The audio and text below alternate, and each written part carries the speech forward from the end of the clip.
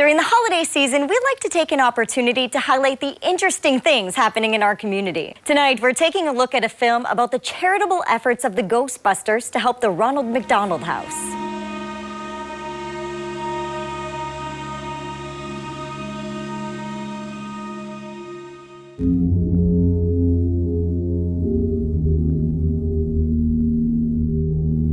This is a story about movie fanatics, and cosplay, and toys, and parades, and Hollywood heroes, and general nerdiness. Oh, Dan Aykroyd's coming, Dan Aykroyd is coming. Yeah, I mean, you know, before our movie came out, no one knew what ectoplasm was. Now millions of people know. But at the same time, it's not really about any of that stuff.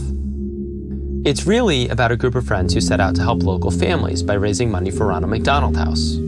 So whenever we do a parade or a birthday party or anything, all that we ask for our time is just a check made out to the Ronald McDonald House. So the Ronald McDonald House, we're a caring home away from home. We support families that are going through a medical crisis with their child. It's one of those things where you don't understand, you know, the capacity of a program like that until you have to utilize it. Good to see you! He does want to take down the Stay Puft Marshmallow Man someday. I'm Keith, and I've got to be honest here, I didn't know much about Ronald McDonald House when I started making this documentary. I initially wanted to make it because I grew up loving Ghostbusters. But over the course of the production, I felt a growing connection to Ronald McDonald House. You really don't understand how many people have been affected or been impacted by these services until you delve into it. I think it's because I'm a dad, and I realize how crucial it is that services like this exist. For the Twin Ports Ghostbusters, the ties to Ronald McDonald House run deep. My cousin, who was 4 months old at the time, got leukemia, and he was like the youngest kid to ever get his own bone marrow taken out, treated, and put back in. And my aunt stayed at the Ronald McDonald House for a whole year. She was born with a birth defect, so it was months of struggle. She had to be taken to the Ronald McDonald House. Ever since kindergarten, I've just had a lot of health issues that I kind of grew up with and spent time at the Ronald McDonald House for a good couple weeks. The best part, you forget that you have all these medical tests coming up. You have the stress in your life. Like, you don't think of any of that when you're there. Once I heard that my dad joined a Ghostbuster group, I was like, I need to join it because I want to, like, help the Ronald McDonald House. This is a story about a great many things. Ecto-1s, proton packs, Stay Puft Marshmallow Men, Slimers. But to say that it's only about that stuff would be an oversimplification. You'd never expect a tentpole film to be the most personal journey I ever went through as a storyteller, but that's exactly what it was. You're the greatest storyteller I know, and I am the luckiest son on earth. As the song goes, Bustin' makes me feel good, and the Twin Ports Ghostbusters love busting ghosts more than anyone. But at the end of the day, the real reason they're doing all of this is because it's spreading joy that makes them feel good. This is a story about nerds doing good.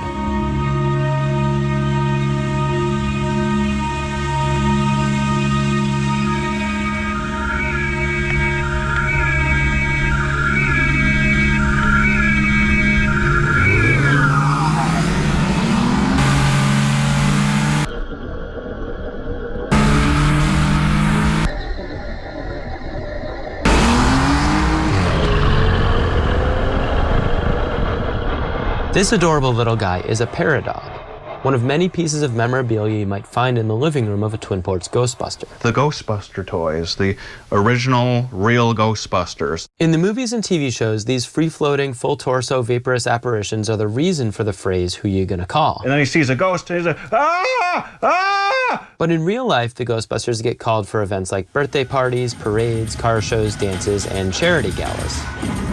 We usually get to get full access, which is pretty nice. VIP? Yeah. Nice. I got a lot of work to do here. You guys have like a green room. This is so fancy. It's not bad. We're not a charity that's like, I don't want to say not a legit charity. We're not a licensed or 501c or whatever that stuff is that you have to do. So we don't accept cash. High five. So what we do is, someone says, hey, we're having a birthday party. How much do you guys charge to come to the party? And we'll say, we don't set an amount. It's whatever you feel like donating. And all we ask is, when we leave your event, that you have a check made out to Ronald McDonald House. Are you the real Ghostbuster? Yeah. when kids see you in the suit, in the car, with the proton packs? How do kids react? They lose their minds. They either lose their minds and run full speed ahead at us, or they're like not sure that it's real and like it's a trick. Like, and they kind of like, they'll get a little shy, and it's always like the parents that'll tell us, like, he's the biggest fan on the planet. It's so weird that he's behaving this way. I think his mind is just blown. Well done, my friend. Yeah, you know. But of all the events I've been to with this group, this one random encounter is perhaps my favorite. There was a little kid in his front yard who freaked when he saw Ecto-1 driving by. And so the Twin Ports Ghostbusters, being who they are, stopped to hang out with the family for a while. Look at that smile! Just hearing the kids screaming, because we didn't exactly see the family when we were driving by initially. We just heard the kids scream ecstatically. I'm like, oh, we gotta go see them. This chance encounter perhaps best illustrates the kind of people they really are. Go see their old car! They're the kind of people who will stop and show kindness to strangers. There's a lot of heart behind Ghostbusters. I think it just makes a lot of sense to be kind of working with charities that work with children a lot, simply just because of how inspired I was as a kid watching Ghostbusters. Jay has the distinction of being the only member of this group who's actually stayed at a Ronald McDonald House. Just now as a Ghostbuster, it feels great to give back to the Ronald McDonald House and show them how grateful I am for everything they've done for me. And I want to give back and be like, this is how grateful I am that you guys are here. And just to do it over and over and over again, it's just the best.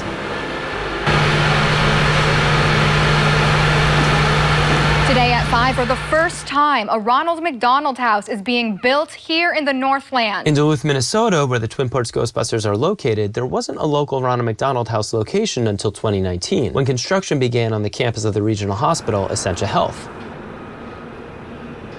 Today, it's a fully functioning facility, and the Twin Ports Ghostbusters are able to support a charity operating in their own backyard. I work at Mintac, which is a mining operation in northern Minnesota. They were going to give 12 awards out in the amount of $5,000 each for the charity of your choice. And I was one of the recipients this year. So they wrote a check for $5,000 to Ronald McDonald House. Gotta help the king put on his robe. So I absolutely love that the Ghostbusters recognize that, hey, these kids, it's more than just the patients in the hospital, it's the families. And how can we, you know, get rid of some ghosts and like let them feel better about the space that they're in, that they're feeling confident. And I absolutely love that, because it goes to show that people can think beyond outside of the box for how to support these families. Think about what brings you joy and then contribute that to the families, because you don't know who really is going to resonate with.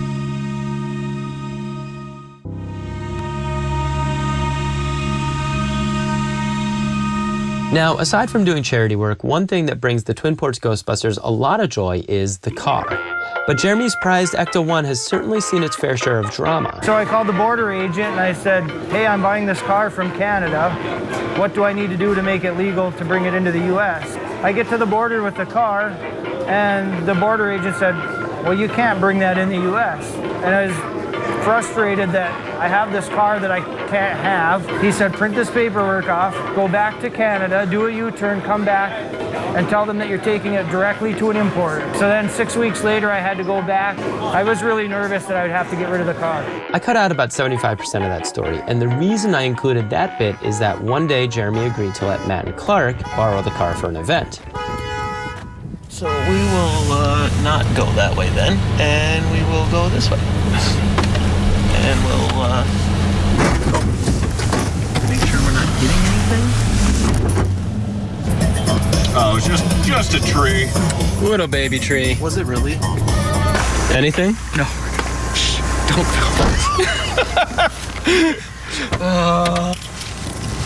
Is there a fun little...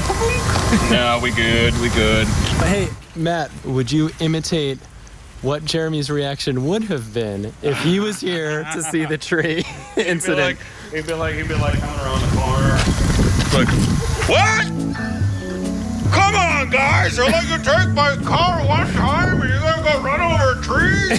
All right, that's That's it. I'm starting my own franchise. So Jeremy hates the Ghostbusters 2 logo. I don't know if he's mentioned that. No. He's like, I hate that. That's nonsensical. Like, as far as the story's concerned, that's just nonsense. There's people out there all over the world that love Ghostbusters. We have families here that love them too, and we learned more recently that we have a super fan one too. So just goes to show, you know, spread your own joy, what makes you happy, and it's gonna make our families happy. We're so grateful that people recognize that and share that passion with us too. The superfan Tara is referring to is Jace.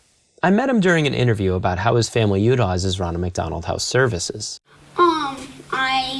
I go to the hospital, I get a medicine called IVIG, and it helps my immune system work better so then I don't get sick. Now that they have the Ronald McDonald House Northland, we're able to stay here, which is great. So we can come the night before, and it's a long day of treatment, so we're there for about 8 hours. I didn't find out until later how much he actually loves Ghostbusters. And so Jace's parents, Tara, Matt, and myself all arranged to surprise Jace with a meeting with a real-life Ghostbuster. I hear you're a big Ghostbusters fan. Wow, that's pretty fancy. Not bad, huh? It's on safety mode right now, so we don't, neutralize any fields. That's cool. And that's it. There we go. A little trading card for you. Oh, that's so cool. Like, every dream that you want to do is, like, acquirable. Yes. You can be a Ghostbuster, you can be Batman, you can be Superman, you can be whatever you want to be. No limitations on the imagination.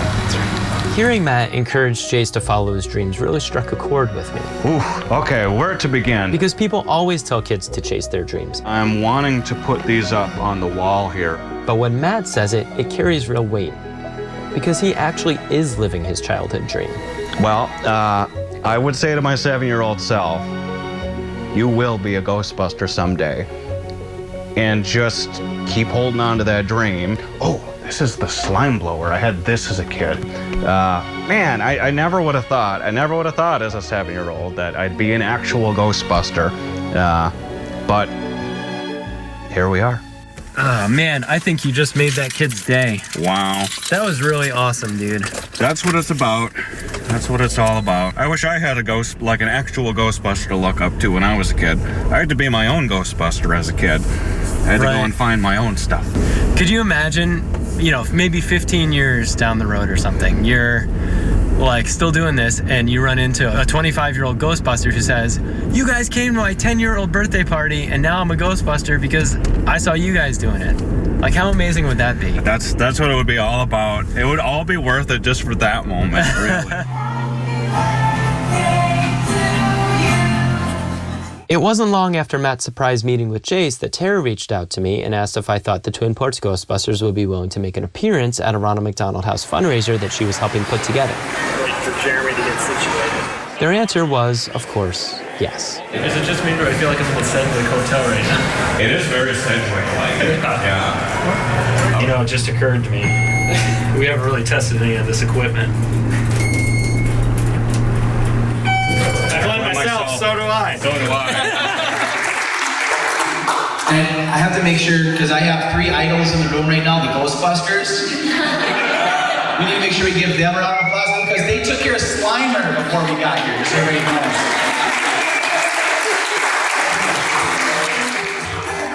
For me, this event kind of felt like a turning point for the documentary I'd been shooting with the Ghostbusters for over a year. Wait, Matt, have a couple more drinks first. Okay. Many of the local people from the events I'd been privileged to film were reunited for a common purpose, Ronald McDonald House. And so we are just very, very thankful for everything that the Ronald McDonald House has done for our family and continues and will continue to do for our family. Although Jace does not have a cure for what he has, he is thankfully able to receive treatment and that it will be lifelong for him. It was great being able to see Matt catch up with Jace's dad. How's he doing? He's doing really well, thank you. Good. Yeah. Okay. Like improvements? Yeah, he's, stable, which is good. Okay. Yes. That's pretty good. Yes, that's great. And to hear that Matt's surprise visit with Jace would not soon be forgotten. Got your picture in the shadow box. What? Yes. Oh my God.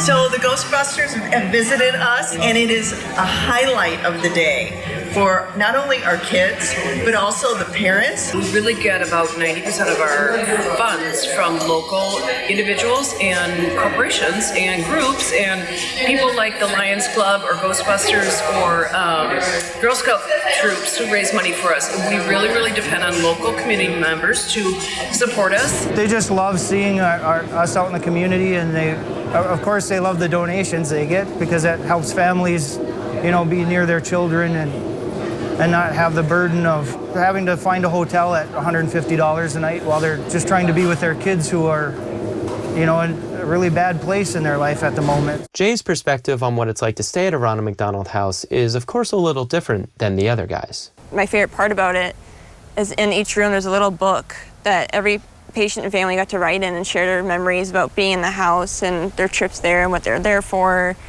That's my favorite thing, is just going through that book and reading it, and people read. They'll leave little gift cards or coupons in there. So like, if you're there, there's an ice cream shop, you should really check out down the road. And it's that connection through that journal was the best part. And does it, just like looking at your face as you tell me these stories, it's like it took this experience that might have been really hard and kind of turned it into a positive one? Yeah, because being at the Ronald, they make you forget the real reason you're there, and they treat you like family, and you feel like you've known them for ages. And every time you go back there, like, welcome back! And it's a huge celebration just every time you go there. And this got me thinking about the pairing of Ghostbusters and Ronald McDonald House, and if there was something about the Ghostbusters franchise that lends itself to community service involving kids. These guys could have chosen any franchise to obsess over. Why not Marvel or Star Trek or Ninja Turtles? Well, I guess sometimes they do obsess over Ninja Turtles. But why Ghostbusters specifically? You can tell it really inspires those kids. You can see those kids' faces light up when they see you. They know who you are. There's times where I'm walking to events just from my car, like just to get over to where the Ecto is or whatever. And you can hear people, they're like, a kid, someone maybe even around Eileen's age being like, that's a Ghostbuster, there goes a Ghostbuster, and they know what it is. And some of them haven't even seen it, and they know what it is. It's universal. So what's today? Today is Ghostbusters Day, the greatest day of the year, next to Halloween. And so are Ghostbusters all around the country out doing the same thing that you guys are doing today? Yes. Anyone who has a Ghostbusters franchise is out. They're out spreading awareness for their group. Yeah. Come to Scotland. I live there. Oh, Scotland. We can bust that giant lake monster for you. There's groups in Scotland just like us. Yep. There are. I've met a few. A quick online search reveals that there are Ghostbusters groups like theirs all over the country, even all over the world. And almost all of those groups are involved in some type of community service. And that community service often benefits kids. I'm the Buster Biker and Ecto B, and I raise money for St. Jude Children's Hospital. We're with the Ghostbuster Rebels out of Northern Illinois. We work with the Galena Ghostbusters, South Shore Ghostbusters, and the Iowa Ghostbusters to raise money for the Children's Shriners Hospital of Chicago, Illinois. We are the Wisconsin Ghostbusters, and we raise money for the Children's Miracle Network. Because we all have that moment. We all have that moment where Ghostbusters calls out to you. We're the Windy City Ghostbusters, and we raise money for the La Rabida Children's Hospital in Chicago. We're the Kalamazoo Ghostbusters, and our charity is the Great Lakes Burn Camp. We are the River Valley Ghostbusters, and we raise money for Med City Apraxia Awareness. You want me to turn on the lights? I can turn on the lights. Well, if you want. Ghostbusters groups like this have repeatedly gotten the attention of an organization called Ghost Corps, the division of Sony Pictures that handles all Ghostbusters-related productions.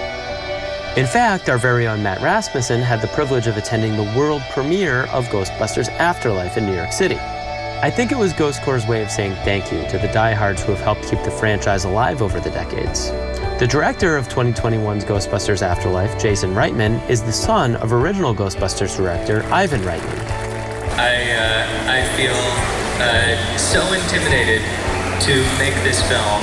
At the premiere, he articulated what it really means to be a part of the Ghostbusters community. This is a movie about the rest of us. The first two movies, they were about the guys. This one is about us. All of us who always wanted to be Ghostbusters, including me, by the way. Not everyone knows what you guys do. And what it means to wear this uniform that you guys do, and the charity work. that you guys do. It means so much to me, it means so much to my family. And what really touched me about Jason's intro was how the making of this film was something of an ode to his childhood and an ode to his family. You never expect a tentpole film to be the most personal journey I ever went through as a storyteller, and that's exactly what it was. So, from my family, your family, enjoy Ghostbusters Afterlife. Thank you. Yeah! The narrative concept of the film Afterlife is that the Ghostbusters story could be never-ending, and that it could be passed down through the generations. And that's also what's informed the Twin Ports Ghostbusters over the years.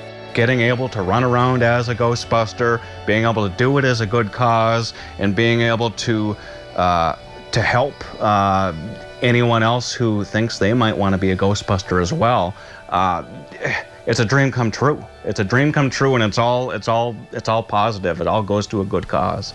It's nice to share my nerdiness and pass it on and pass it forward. I get joy just knowing that something I enjoyed all those years I can still enjoy, and I can see another generation that's probably going to enjoy it for 40 years also. When I was a kid in the 90s, my dad made me a ghost trap out of lumber, caution tape, and a potato salad lid. Part of me feels a pang of guilt when I look at it, because I think he could sense I was a little disappointed that it wasn't one of those plastic ones from Kmart. I unfortunately can't tell him today that it's one of my most prized possessions. And it got me to thinking, what is it about Ghostbusters specifically, and superhero-type characters more broadly, that inspires this sort of intense fandom? I feel that during the course of editing this documentary, I got so close to being able to answer that question, but it still eludes me somewhat. I am the lucky son on Earth. I think it has something to do with the universal desire to pass down the things you love to the people you love, but I'm not really sure. She can be back back when I was a kid, I used to dress up as a Ghostbuster with my dad. So it'd be cool.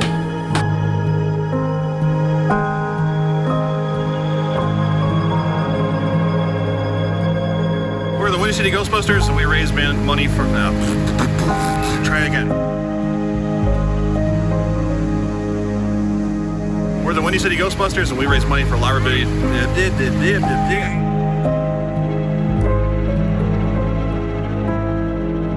It's in here somewhere. We're the Windy City Ghostbusters over here.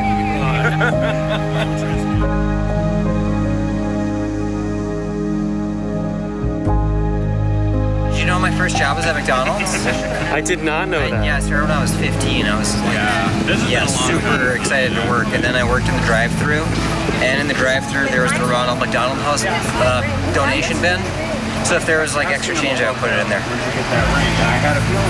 That's it. You're a true hero.